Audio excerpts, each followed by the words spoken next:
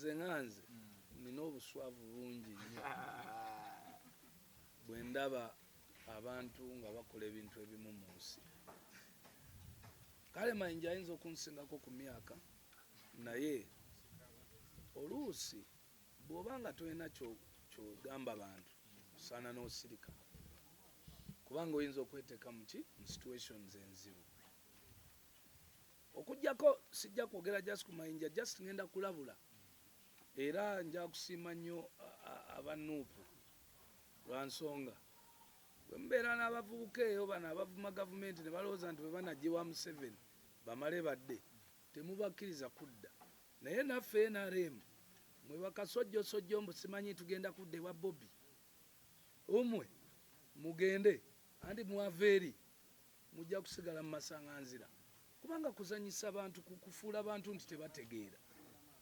Okitegeera abantu mubawe ku respect. Gwe beera gy'obadde bwe kiba kikuliriddeyo kikulye. Amazzi ga lusu naye kale kansubire nti alina reason ennungi era asobola okugigusa, kuba oluusi muyinza n'okuba nga munenya Mayinja naye ng'asobola okuggusa ekintu kye. Katusabe Katonda. Eno Uganda yaffenna.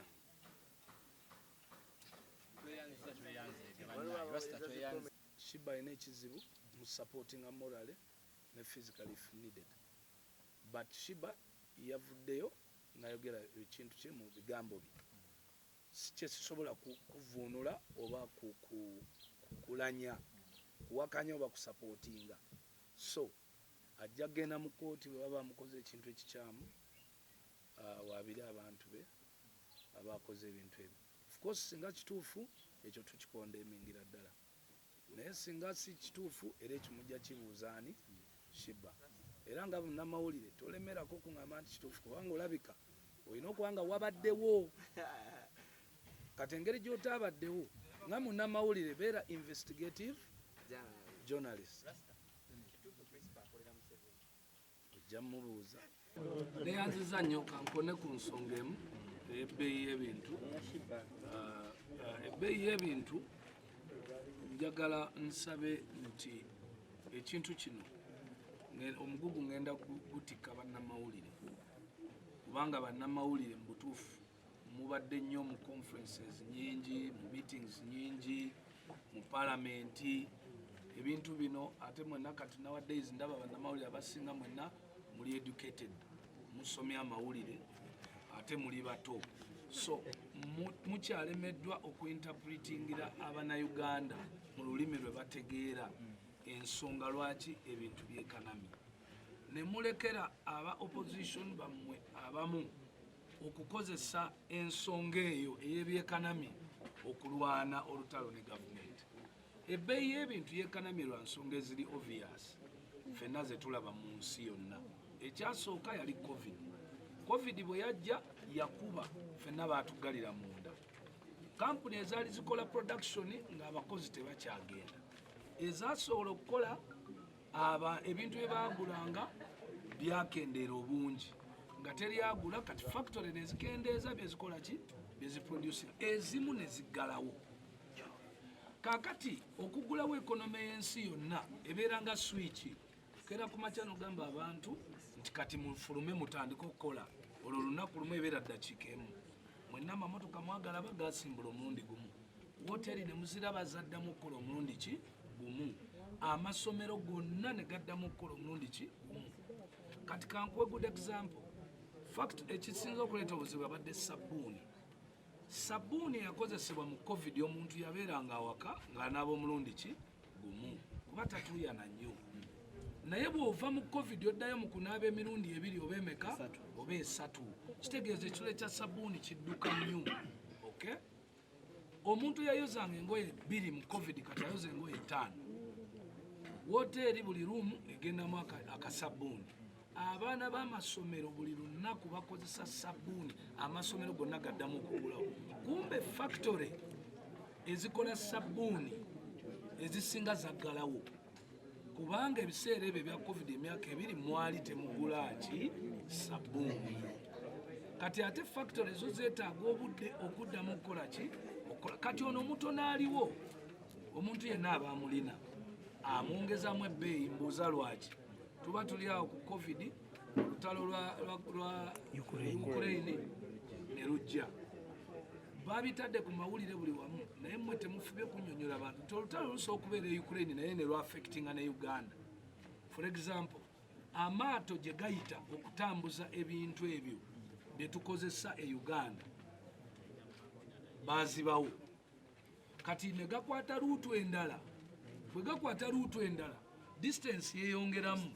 Distance bwe yeeyongeramu eryato likozesa amafuta mangi n'ennaku nnyingi. Ebintu bye bwe bituukira oba okoseza ssente nnyingiko okusinga ze wali okozesa. So okuviira ddala wali ebintu we biringirira nabo bongezaamu. Kati wa raw material ayongezaamu. Kati factory zaffe zikola sabbuuni nazo raw material ziba zimuguze ku kabeeyi nga kalinnye nazo sabbuuni nga zikola ki nga zimwongezaamu. Naye ngaeyo problem teva ku Uganda.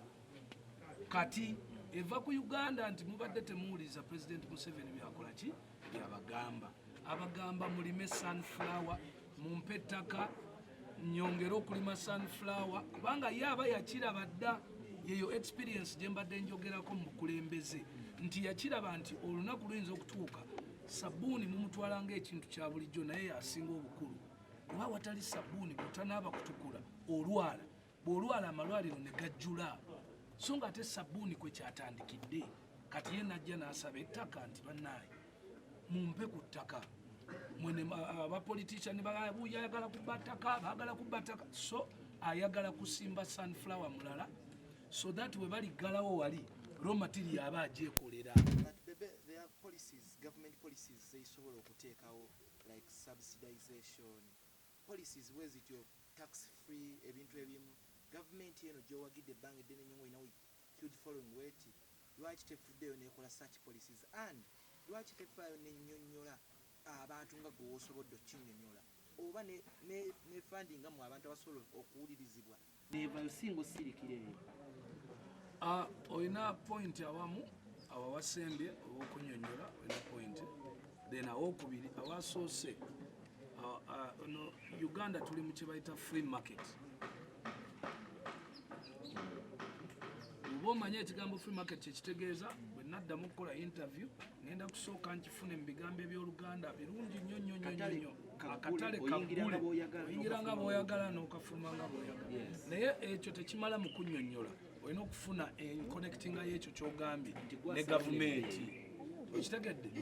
Kati nze kyendowooza ekisinga obukulu because it is a free market kizibu nnyo gavumenti okuvaayo n'egamba nti nze zine ssente nkiwa. Naye erina weesobola okontrolingira ebintu ebyo okubeera kiipu. Ebikontrolinga etya? Erina okukontrolinga raw material. Okitegedde? Raw material mukontrolinga etya? Raw material bw'ebanga emmwanyi gye bakozesa okukola oba sunflower gwe bakozesa okukola raw material ya sabbuuni.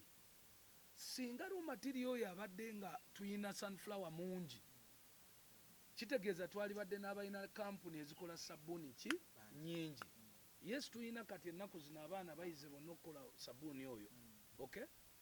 Naye ekizibu raw material mutono kuba talina tukola ki gye tulisimba ettaka erisinga lya Buganda, ettaka erisinga lya Nsikirano, ettaka okitegeera. Kyova omukulembeze avuddeyo n'agamba nti bwe mbasaba ettaka kale mulimpole tuteese bwe mbasasula. Okitegedde? Naye abantu bo bano bapolitician bavayo ne bagamba gavumenti ya Museveni yagala kubba ttaka kati oluvannyuma lw'okitegeera nti sabbuuni bamukola kuva mu raw material gye basimba mu ttaka. So n'olwekyo nze kye nalowozezza kyalibadde nti abakikozesa okuwabya abantu eno emessage engenda okuweereza abantu. Gavumenti y'NRM gwe gimma akaluluko naye gwe wuliriza nnyo byekola ki byeyogera.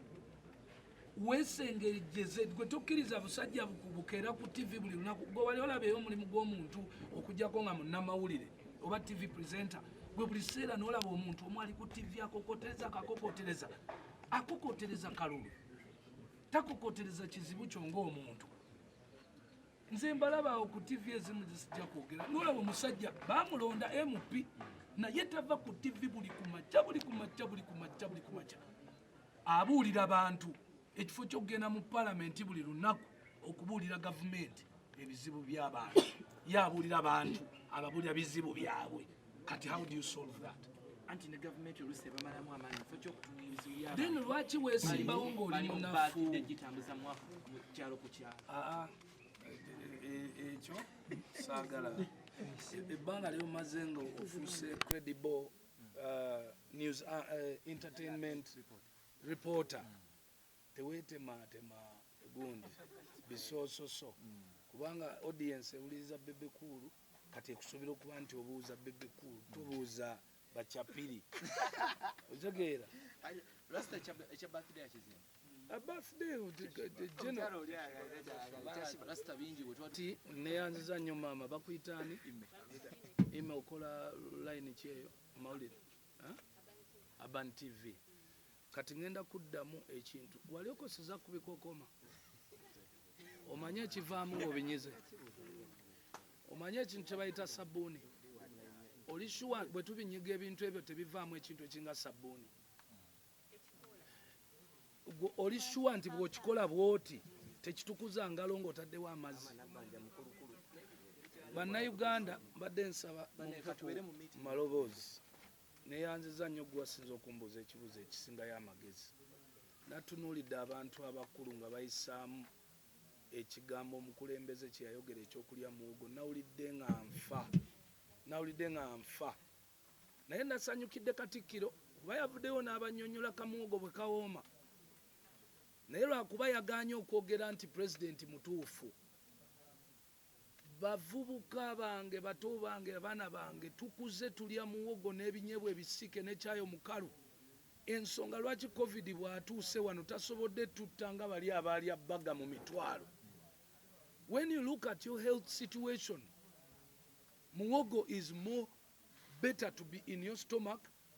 Carbohydrates ezirimu amount ate owaffe ali fresh temulimu kubamu biddagala nga chemicals ze bateeka mu migaati nga bazikola. Okay? Muwogo ali fresh. Amazima ga Katonda mu ggulu. Waveeyo Munnayuganda yenna Omuganda agamba nti okulya muwogo kiswaza oba kiva omuntu waga nti lya muwogo.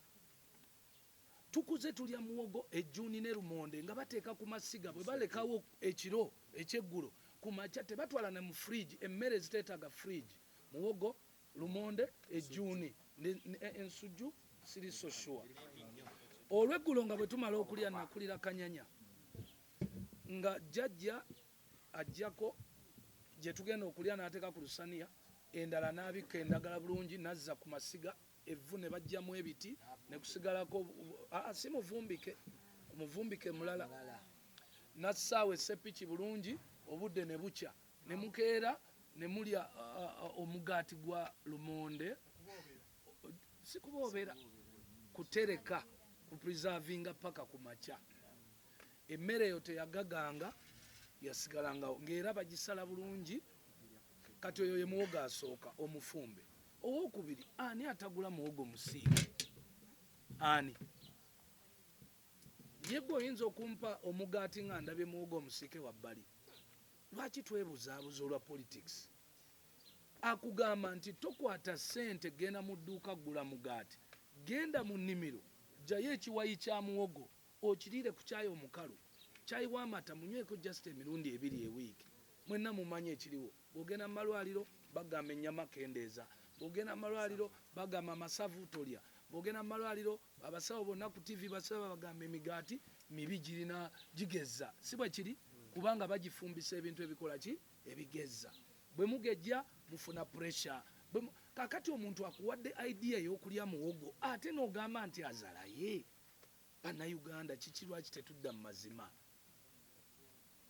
Ebikookoma siddayo kuwulira ng'obyogerako kubanga mu kyalo si bikookoma babiyita ki? Ebikoola by'amapaapaali mubikwate. Waliwo n'ekirala ekiringa n'obutanga nabwo buvaamu nga kyosobola okukozesa okwoza as long as olina amazzi okunaaza serened.